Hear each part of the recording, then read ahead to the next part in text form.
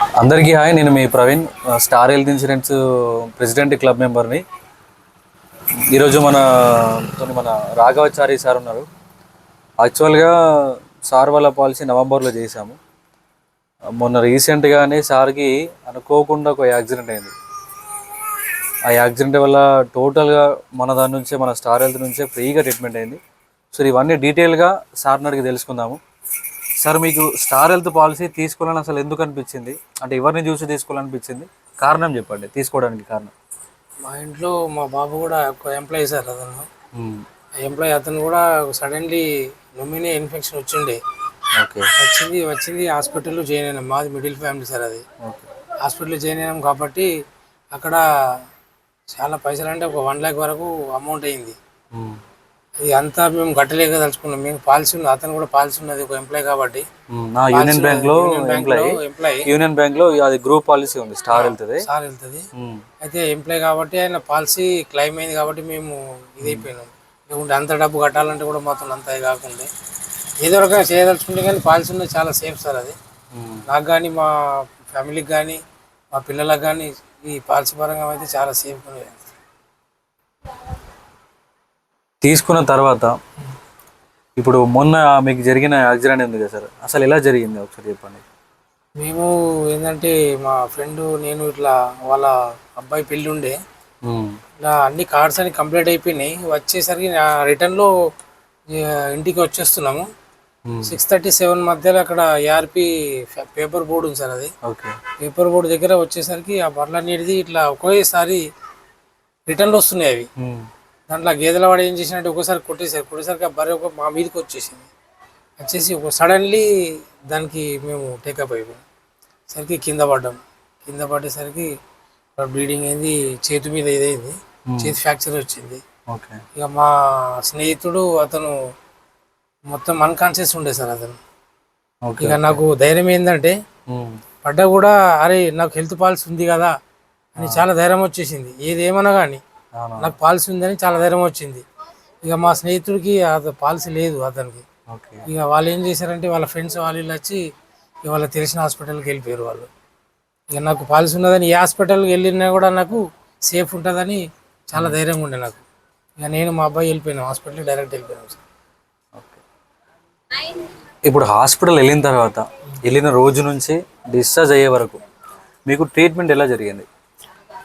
వాళ్ళు డాక్టర్స్ ఏంటంటే పాలసీ ఉందా అని ఫస్ట్ అడిగారు నాకు.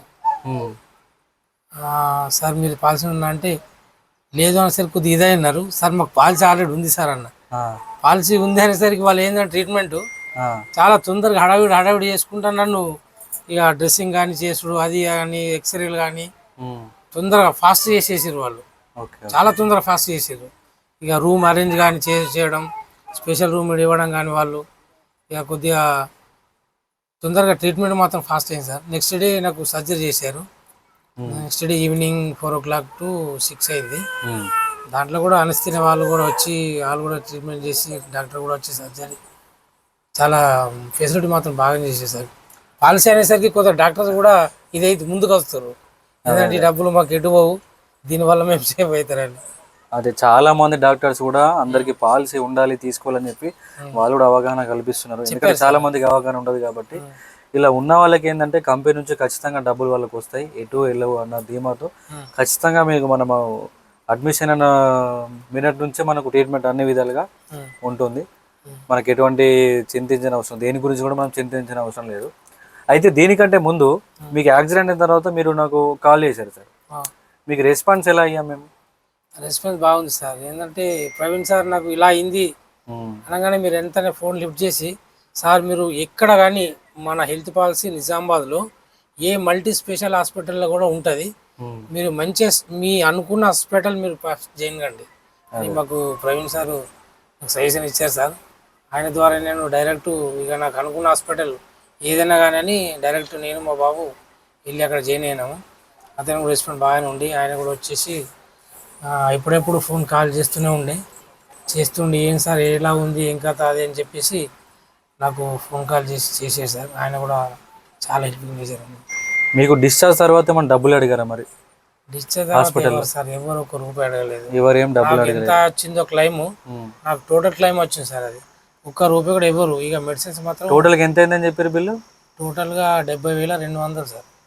70,200 టోటల్గా క్లైమ్ అయిందండి. క్లైమ్ అయింది. ఓన్లీ డిశ్చార్జ్ మెడిసిన్ తీసుకున్నాం. డిశ్చార్జ్ మెడిసిన్ కూడా 2,000 వరకు అయింది. ఆ మెడిసిన్ కూడా మేము ఇప్పిస్తాము. వీళ్ళు దాని గురించి కూడా వరి అవ్వాల్సిన పని లేదు. ఇంకా సార్ అక్కడ దాని గురించి ఏమైనా చెప్పాలనుకుంటున్నాను. స్టార్ హెల్త్ కంపల్సరీ తీసుకోవాలా. ఏంటంటే ఈ సమాజంలో మనిషి ఎలా వెళ్తుండు, వాడు వచ్చేటోడు కూడా ఎలా వస్తుండని మనకు అంత యాక్సెప్ట్ చేస్తలేము.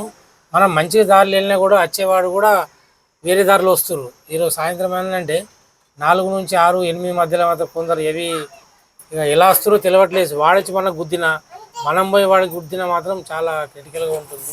అందుకని ఎవరైనా కానీ నాతోని, నా సహోదరులు కానీ, నా మిత్రులు కానీ ఎవరైనా ఉంటే నేను ఒకటే ఏంటంటే, ప్రతి ఫ్యామిలీలో మనకు చిన్న ఫ్యామిలీ మళ్ళీ ప్రతి ఫ్యామిలీలో కంపల్సరీ పాలసీ అనేది కంపల్సరీ ఉండాలి.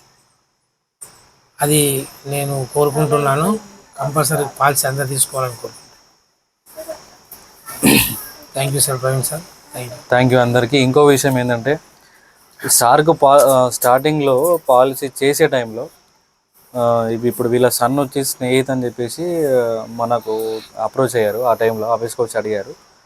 తర్వాత మనము 2-3 సార్లు టచ్ చేసేసరికి, తర్వాత అడిగేసరికి అంటే సార్ వాళ్ళకి ఎప్పుడు ప్లాన్ చేద్దాం అనేసరికి పాలసీ కూడా ఆ టైంలో కూడా సమ్మరే కదా సార్. ఆ టైంలో సమ్మర్ ఆ టైంలో అక్కడ వీళ్ళ సార్ వాళ్ళు ఇప్పుడు పొలం చేసే దగ్గర అక్కడ సార్ వాళ్ళ పాలసీ చేసామన్నట్టు ఆ టైంలో. అంటే ఇక్కడ ఇప్పుడు ఈ వీడియో తీయడానికి కూడా కారణం ఏంటంటే, చాలామందికి చెప్పేవాళ్ళు ఎవరు ఉండరు. చెప్పేవాళ్ళు ఉన్నా మనం ఏంటంటే కొంచెం అవాయిడ్ చేస్తాము, ఇవన్నీ ఎందుకు అన్నట్టుగా. కానీ తర్వాత ఏంటంటే ఏదైనా పెద్ద సమస్య వచ్చినప్పుడు ఇంట్లో మనం ఎన్నో సంవత్సరాల నుంచి జమ చేసుకున్న డబ్బులన్నీ కూడా ఒక్కసారిగా సమస్య వచ్చినప్పుడు హాస్పిటల్ అవన్నీ డబ్బులు పెడితే ఎన్ని సంవత్సరాల డబ్బులు అయితే కూడబెట్టుకున్నామో అన్ని సంవత్సరాలు కూడా మనం వెనక్కి వచ్చేసినట్టే. మీరు ఇది ఆలోచించండి. ఇప్పుడు చూస్తున్నారు టోటల్గా బిల్ అనేది క్లెయిమ్ అయింది. ఇది కూడా మీకు మన యూట్యూబ్ ఛానల్లో ది ప్రవీణ్ హబ్ యూట్యూబ్ ఛానల్లో మీకు అన్నీ ఉంటాయి. ఇప్పుడు క్లెయిమ్ తీసుకున్న డాక్యుమెంట్ కూడా దాంట్లో పెడతాము. దాంతోపాటుగా ఇప్పుడు సార్ వాళ్ళ మిత్రులు కానీ ఇంకెవరైనా సరే పాలసీ తీసుకోవాలనుకుంటే, పాలసీ అనేది కూడా ఏదో చిన్న పాలసీలలా కాదు, మీకు ఏదైతే సూటబుల్ అవుతుందో, ఏ పాలసీ అయితే బెస్ట్గా ఉందో అలా అటువంటి పాలసీ మాత్రం ఇస్తాము. దాంతోపాటుగా మీకు 24 గంటలు మేము ఎప్పుడూ అందుబాటులో ఉండి ఖచ్చితంగా మీకు సర్వీస్ పరంగా ఎటువంటి ప్రాబ్లం రాదు. నేను పర్సనల్గా ఇస్తున్నాను 24/7 అనేది. ఇప్పుడు మామూలుగా అందరైతే ఆఫీస్ టైమింగ్స్ అన్నట్టుగా ఉంటుంది, 8 అవర్స్ 9 అవర్స్ అన్నట్టుగా. కానీ నా దగ్గర అలా కాదు, మీకు 24 అవర్స్ అందుబాటులో ఉండి మీకు ఏదైనా ఇన్ఫర్మేషన్ అవ్వచ్చు, లేదా ఇంకేదైనా డీటెయిల్స్ అవ్వచ్చు, మీకు ఏదైనా ప్రాబ్లం ఉన్నా కానీ మన ప్రతిదీ కూడా మీకు అందుబాటులో ఉండి ఎల్లప్పుడూ మీకు చెప్తూ ఉంటాము. And thank you star health insurance. చెప్పండి. Thank you sir. Thank you star health insurance. Thank you sir. Okay.